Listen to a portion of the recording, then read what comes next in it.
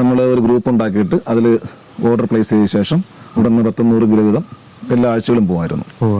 ചേട്ടാ, എന്തൊക്കെ മീനാണ് ഇതിൽ കൃഷി ചെയ്യുന്നത് ഇവിടെ? ഇതിൽ ആവോലി, നെട്ടർ എന്ന് പറയും, നെട്ടർ എന്ന് പറയും, മലയാളത്തിൽ ആവോലി എന്ന് പറയും. അതുകൂടാതെ തിലോപ്പിയ, പിന്നെ കുറച്ച് ആസാം വാളയും. ഇത് 3 തരത്തിലുള്ള മീനുകൾ ഒരുമിച്ചിട്ടാൽ എന്തെങ്കിലും പ്രശ്നമുണ്ടോ? ഇതിൽ ആസാം വാള ആക്ച്വലി നമ്മൾ നേരത്തെ ഇട്ടതായിരുന്നു, അതിനെ പിടിച്ച് മാറ്റാൻ പറ്റിയില്ല. ആസാം വാള വളരെ എണ്ണത്തിൽ വളരെ കുറവേ ഉള്ളൂ. പക്ഷെ അത് കഴിഞ്ഞാൽ നമുക്ക് ചെയ്യാൻ പറ്റിയത് തിലോപ്പിയയും ആവോലിയും നമുക്ക് ഒരേ പോണ്ടിൽ കൃഷി ചെയ്യാൻ പറ്റും. അതായത് നമുക്ക് അതിനകത്ത് ഡെൻസിറ്റി കൂടിയാൽ അല്പം കൂടുതലും കുഴപ്പമില്ല. കാരണം ഇതിന്റെ നമ്മുടെ ആവോലി കിടക്കുന്നത് വെള്ളത്തിന്റെ അടുത്തിട്ടിലും ഏറ്റവും ലാസ്റ്റ് ലെയറിലാണ് കിടക്കുന്നത്. ഈ പറഞ്ഞ തിലോപ്പി കിടക്കുന്നത് കുറച്ച് മുകളിലാണ്. അപ്പൊ നമുക്ക് ആ ഡെൻസിറ്റിയുടെ പ്രശ്നം വരുന്നില്ല. രണ്ടിനെയും ഒരു ഫീഡിങ് ഒരുപാട് നല്ല കൊടുത്തു കഴിഞ്ഞാൽ ഒരേ കണക്ക് വളർച്ച ഉണ്ടാവും അതിനകത്ത്. ഏകദേശം ഒരു 8 മാസം കഴിഞ്ഞാൽ വിളവെടുക്കാം. 8 മാസം രണ്ടും ഒരേ സമയത്ത് വിളവെടുക്കാൻ പറ്റും.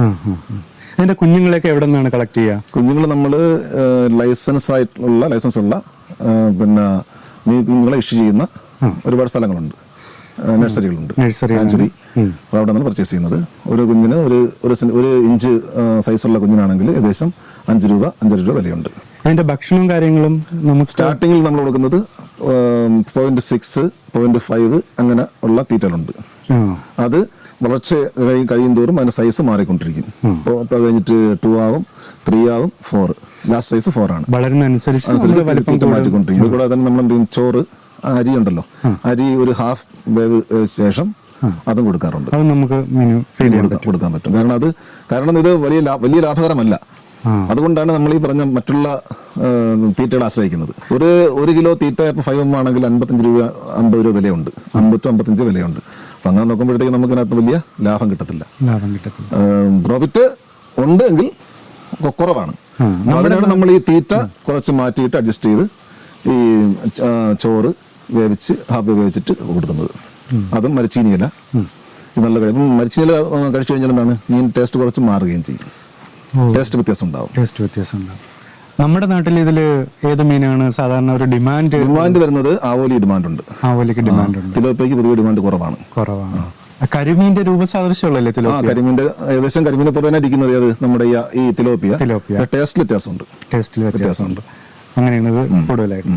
ആസാം വാള നമ്മുടെ കേരളത്തിൽ അത്രത്തോളം പ്രചാരത്തിലുള്ളത്? ആസാം വാള പ്രചാരത്തിലാണ്. നമ്മുടെ ആലപ്പുഴ, എറണാകുളം ആ ഏരിയയിലൊക്കെ ആണെങ്കിൽ ആസാം വാള ആൾക്കാർ ഇഷ്ടപ്പെടുന്നുണ്ട്. കാരണം വറുക്കാൻ പറ്റിയ മീനാണ് ആസാം വാള. ഒരുപാട് നെയ്യുണ്ട് അതിനകത്ത്, വറുക്കാൻ പറ്റിയ മീനാണ്. നമ്മുടെ നാട്ടിൽ ഇതിന്റെ ഒരു മാർക്കറ്റ് നമ്മുടെ തിരുവനന്തപുരം സൗത്ത് നേരത്തെ കാട്ടിയും കുറച്ച് മാറ്റങ്ങളുണ്ട്. കാരണം ഒരു 7 വർഷം നമ്മൾ സ്റ്റാർട്ട് ചെയ്യുന്ന സമയത്ത് അന്ന് വളരെ ബുദ്ധിമുട്ടായിരുന്നു വിറ്റഴിക്കാനായിട്ട്. പക്ഷെ ഇപ്പോൾ ആൾക്കാർ കുറച്ചും കൂടെ അവയർനെസ് ആയി. ഇപ്പോൾ ആൾക്കാർക്ക് കുറേശ്ശെ ഡിമാൻഡ് മാറി വരുന്നുണ്ട്. അതിനെക്കാട്ടിയും വ്യത്യാസമുണ്ട്. ഇവിടെ ഇത് നേരിട്ട് ബന്ധപ്പെട്ടാൽ നമുക്ക് വാങ്ങിക്കാൻ പറ്റുമോ?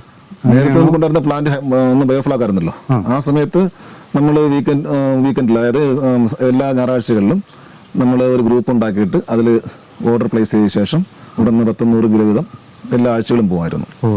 പക്ഷേ നമുക്ക് ബൾക്കായിട്ട് കൊണ്ടുപോകുമ്പോഴാണ് നമുക്ക് ഒരുപാട് പണിയുടെ നമുക്ക് ട്രാൻസ്പോർട്ടേഷനായി നമുക്ക് കുറച്ച് ലാഭം ബൾക്കായിട്ട് പോകും. 100 കിലോ ഒന്നിച്ച് പോവുകയാണെങ്കിൽ 50 രൂപ കുറഞ്ഞാലും പ്രശ്നമില്ല. കിലോയ്ക്ക് ഒന്നിച്ച് പോവുകയാണെങ്കിൽ അത്രയും ലാഭകരമാണ്. പ്രത്യേകിച്ച് ഇങ്ങനെയുള്ള പോണ്ടുകളിൽ. കാരണം ഇതിലെന്നും പിടിക്കുക എന്നുള്ള സംഭവം ബുദ്ധിമുട്ടാണ്. ഈ 3 കാറ്റഗറിയിലുള്ള മീനുകളെയും ഒരുമിച്ചാണോ നമ്മള് കുഞ്ഞുങ്ങള്? ആസാം വാള കുറച്ച് സമയം എടുക്കും. ആസാം വാള എങ്ങനെയായാലും ഒരു വർഷത്തോളം വേണം. ഒരു വർഷത്തോളം പാകമായി. ഇതാകുമ്പോഴത്തേക്ക് നമ്മൾ ആവോലിയും നമ്മുടെ തിലോപ്പിയ ആകുമ്പോഴത്തേക്ക് 8 മാസം കഴിഞ്ഞാൽ പിടിച്ചു തുടങ്ങാം, ശരിയായിട്ടുള്ള തീറ്റ കൊടുക്കുകയാണെങ്കിൽ. 8 മാസം ആകുമ്പോൾ കറക്റ്റ് അതിന്റെ പരിപൂർണ്ണ വളർച്ചയിലെത്തി. അതെ. കാരണം ഇത് സമയം 1 വർഷം ആയാലും പ്രശ്നമല്ല. 1 വർഷം ആയി കഴിഞ്ഞാൽ ഏകദേശം 1 വർഷം ആകുമ്പോഴത്തേക്ക് ഈ നട്ടർ എന്ന ഈ നമ്മുടെ ഈ ആവോലിയിൽ പല്ലുണ്ടാവും. ഇത് ആക്ച്വലി ബാൻഡാണ് ഈ നമ്മുടെ നെട്ടർ. കാരണം ശുദ്ധ ജലാശയങ്ങളിൽ ഇത് കടന്നു പോയി കഴിഞ്ഞാൽ അവിടെയുള്ള മീനെല്ലാം ഭക്ഷിക്കും. അപ്പോൾ ഇത് ബാൻഡായിട്ടുള്ള മീനാണ്. അപ്പൊ ഇത് നമുക്ക് പ്രൈവറ്റ് ആയിട്ട് നമ്മുടെ പ്രൈവറ്റ് പ്രോപ്പർട്ടിയിൽ വളർത്തി വിൽക്കാം. ഭക്ഷണത്തിനായിട്ട് വിൽക്കാനുള്ള ഭക്ഷിക്കാനും എടുക്കാൻ പറ്റും. ഈ ഒരു കുളം നിർമ്മിക്കാനായിട്ട് ചേട്ടൻ എന്ത് ചെലവ് വന്നിട്ടുണ്ടാവും? ഇത് ആക്ച്വലി ഞാനിത് പണിത് എനിക്ക് ആ സമയത്ത് ഞാൻ പണിഞ്ഞെന്ന് പറഞ്ഞാൽ ഉണ്ടാക്കിയെടുത്തത് കൃഷിക്ക് വേണ്ടി, ജലസേചനത്തിന് വേണ്ടി മാത്രം ചെയ്തതാണ്. അപ്പൊ ഇൻ അഡീഷണൽ നമുക്ക് എന്താണ് ഇതും കൂടെ ചെയ്യാം.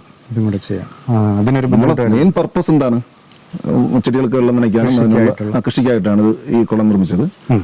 അപ്പം പിന്നെ ഇതിനകത്ത് നമുക്ക് ഒരു കറസ്പോണ്ടായിട്ട് ഇതും ചെയ്യാൻ പറ്റും. ഇൻ അഡീഷണൽ ആയിട്ട് ഇതും കൂടെ ചെയ്യാൻ പറ്റും. അതുകൊണ്ട് അതും കൂടെ അഡീഷണൽ സൈഡായിട്ട് ചെയ്യുന്നത് സൈഡായിട്ട് ഇതും കൂടെ ഉൾപ്പെടുത്തുകയാണ് ചെയ്തത്.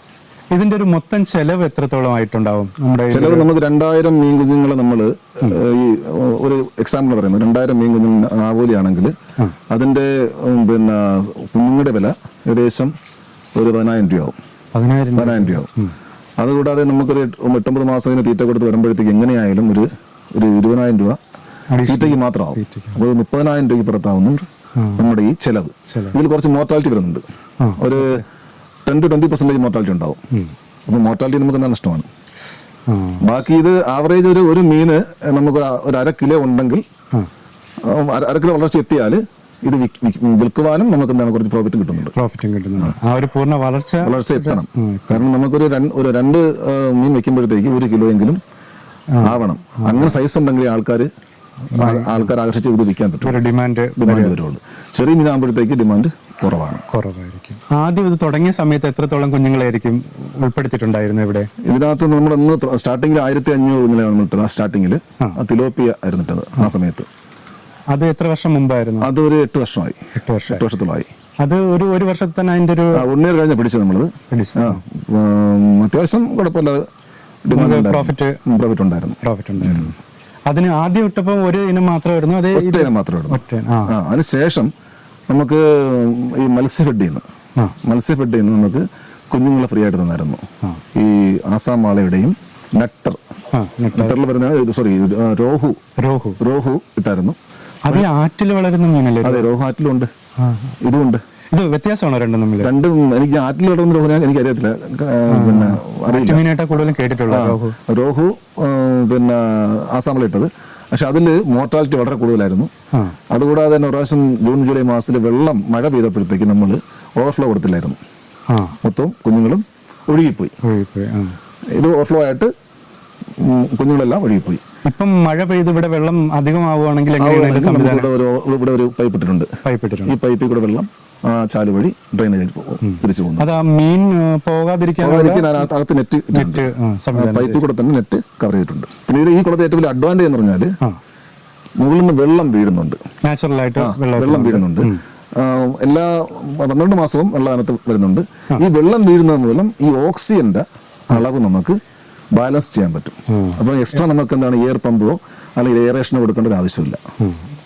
ഓക്സിജന്റെ അളവ് ബാലൻസ്ഡ് ആണ്. അത് ഓക്സിജന്റെ അളവ് ഉണ്ടായാൽ മാത്രമേ മീൻ വളർച്ച ഉണ്ടാവുകയുള്ളൂ.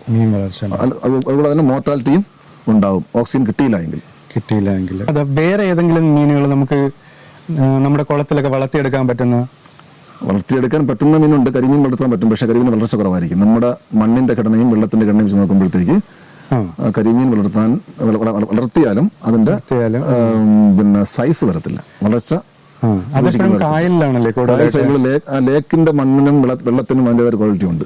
അതിന് അനുയോജ്യമായിട്ടുള്ളത് കരിമീന് അനുയോജ്യമായിട്ടുള്ള ക്വാളിറ്റി ഉണ്ട്. ആ ക്വാളിറ്റി ഒന്നും കിട്ടത്തില്ല. നമ്മൾ നോക്കിയായിരുന്നു, പക്ഷെ അത് അത്രയും സക്സസ് അല്ല. ഈ കൊഞ്ചൊക്കെ നമ്മുടെ തോടുകളിൽ ഇങ്ങനെ വനാമി കൊഞ്ച് ചെയ്യാൻ പറ്റുന്നുണ്ട്. അതിനും നമ്മൾ കടൽ വെള്ളം കൊണ്ടുവന്നിട്ട് അതിനെ നമ്മൾ കുറച്ച് പ്രോസസ്സിംഗ് ഉണ്ട്. അതിനുശേഷമാണ് അത് ബയോഫ്ലോക്കിലാണ് ചെയ്യുന്നത്. വനാമി കൊഞ്ച് എന്ന് പറയും. ഈ മത്സ്യഫെഡിൽ നിന്ന് നമുക്കൊരു മത്സ്യകൃഷി ആരംഭിക്കാനായിട്ട് എന്തെങ്കിലും അവരുടെ ഭാഗത്ത് നിന്ന് സഹായങ്ങൾ കിട്ടും? ഉറപ്പായിട്ടും. പക്ഷേ ഈ കോവിഡ് ടൈമിൽ അവരുടെ സ്കീമായിരുന്നു ബയോഫ്ലോക്ക്. നമുക്ക് 6 പൗണ്ട് നമുക്ക് അനുവദിച്ചായിരുന്നു. 6 പൗണ്ട് ഏകദേശം നമുക്ക് അത് 12 ലക്ഷം രൂപയോളം ചിലവായിരുന്നു. ഒരു പൗണ്ടിന്റെ വലിപ്പം എത്രയാണ് പറയുന്നത്? ഒരു പൗണ്ടിന് 27 ലിറ്റർ വെള്ളം ഉൾക്കൊള്ളാൻ പറ്റുന്ന പൗണ്ടാണ് ഒരു പൗണ്ട്. അതിന് ഒരു കാരണവശാലും കറണ്ട് പോകാൻ പാടില്ല. കറണ്ട് പോയി കഴിഞ്ഞാൽ എയറേഷൻ വരത്തില്ല. ബ്ലോവർ വെച്ച് എയറേഷൻ കൊടുക്കും. എപ്പോഴും കറണ്ട് പോയാൽ ഓട്ടോമാറ്റിക്കായിട്ട് ജനറേറ്റർ സ്റ്റാർട്ടായിട്ട് എയറേഷൻ കിട്ടണം. അത് കിട്ടിയില്ലെങ്കിൽ വിത്തിൻ 1 അവർ ആ മീനെല്ലാം ചത്തുപോകും. അമോണിയ ഓട്ടോമാറ്റിക്കലി അമോണിയ ഫോം ആയിട്ട്, അമോണിയ വിഷമാണല്ലോ, അമോണിയ ഫോം ആയിട്ട് വിത്തിൻ 1 അവറിൽ മീനെല്ലാം ചത്തുപോകും. അപ്പൊ അതെന്താണ്, അത് ഏറ്റവും കൂടുതൽ ഭയങ്കരമായിട്ടുള്ള നമുക്ക് ചിലവുണ്ടാകുന്ന കാര്യങ്ങളാണ്. അത് അത്രയും നമുക്ക് ഔട്ട്പുട്ട് കിട്ടത്തില്ല. അപ്പൊ അങ്ങനെ വരുമ്പോഴത്തേക്ക് ആ ഒരു സ്കീം ഫ്ലോപ്പ് ആയി പോയി. ഒരുപാട് പഞ്ചായത്തിന്റെ കീഴിൽ ഒരുപാട് ആൾക്കാർക്ക് ഒരുപാട് കൊടുത്തായിരുന്നു. ഈ ബയോഫ്ലോക്കിന്റെ സ്കീം കൊടുത്തായിരുന്നു. ബയോഫ്ലോക്ക്, അക്വാപോണിക്ക്, അതുകൂടാതെ തന്നെ പടുതയല്ലേ, പടുത. പക്ഷെ ഇതിലേക്ക് പ്രശ്നം എന്ന് പറഞ്ഞാൽ എപ്പോഴും എയറേഷൻ കിട്ടണം. നമ്മുടെ കേരളത്തില് ഒന്ന് KSEBയുടെ ഭാഗത്ത് നിന്ന് നമുക്ക് ഒരു സപ്പോർട്ട് വരുന്നില്ല, കണ്ടിന്യൂസ് ആയിട്ട് കറണ്ട് ഉണ്ടാവില്ല, ഉണ്ടാകുന്നില്ല. അതുപോലെ തന്നെ നല്ല റേറ്റുമാണ്. അപ്പൊ അങ്ങനെ വരുമ്പോഴത്തേക്ക് നമുക്ക് എന്താണ് ആ ഒരു സ്കീം വളരെ ഫെയിലിയർ ആണ്. നമ്മുടെ ചെലവ് എക്സസൈസ് ചെലവ് വരുന്നുണ്ട്. അതുകൊണ്ട് നമ്മൾ എന്ത് ചെയ്തു, അത് അവോയ്ഡ് ചെയ്തു. ചേട്ടൻ ഇതിന് മുന്നേ ഇത് മത്സ്യകൃഷിയിൽ എന്തെങ്കിലും പരിചയം ഉണ്ടായിട്ടുണ്ടോ? വേറെ ഇല്ല, ഞാൻ ആൾറെഡി സർവീസ്മാൻ ആയിരുന്നു. അപ്പൊ ഇതിന്റെ കൂടെ തന്നെ കൃഷിയും ഇങ്ങനെയുള്ള കാര്യങ്ങൾ താല്പര്യമുണ്ട്. അതുകൊണ്ട് ഇതിനകത്ത് നിൽക്കുന്നേ ഉള്ളൂ. അമിതമായിട്ടുള്ള പ്രോഫിറ്റ് ഒന്നുമില്ല, കൃഷിയിൽ നിന്നും അമിതമായിട്ട് പ്രോഫിറ്റ് ഇല്ലെങ്കിലും നമ്മുടെ ഒരു അഭിരുചിയും താല്പര്യമാണ് ചെയ്യുന്നത്രേ ഉള്ളൂ. ചേട്ടൻ ഒന്ന് പരിചയപ്പെടുത്താവോ? എൻ്റെ പേര് ശ്രീരാജ്. ഞാൻ താമസിക്കുന്നത് ഭരതന്നൂരാണ്. ഇതിൻ്റെ ഒരു ചെറിയ ഫാം ഹൗസാണ്. കൃഷിയും മറ്റു കാര്യങ്ങളുണ്ട്. ഞാൻ സർവീസ്മാൻ ആയിരുന്നു, ഇപ്പോൾ ഞാൻ റിട്ടയർഡായി. കൃഷിയെ പറ്റി പഠിക്കാൻ ആഗ്രഹിക്കുന്ന ആരെങ്കിലും വീഡിയോ കണ്ടിട്ട് വരുവാണെങ്കിൽ ചേട്ടന് പറ്റുന്ന സഹായം ഉറപ്പായിട്ടും നിങ്ങൾക്ക് സഹായം ചെയ്യാൻ ബില്ലിംഗ് ആണ്, തയ്യാറാണ്. വിളവെടുപ്പ് മാർച്ച് മാസത്തിലാണ്. മാർച്ച് മാസം അപ്പോൾ വന്നു കഴിഞ്ഞാൽ നമുക്ക് ഉറപ്പായിട്ടും കാണാൻ പറ്റും.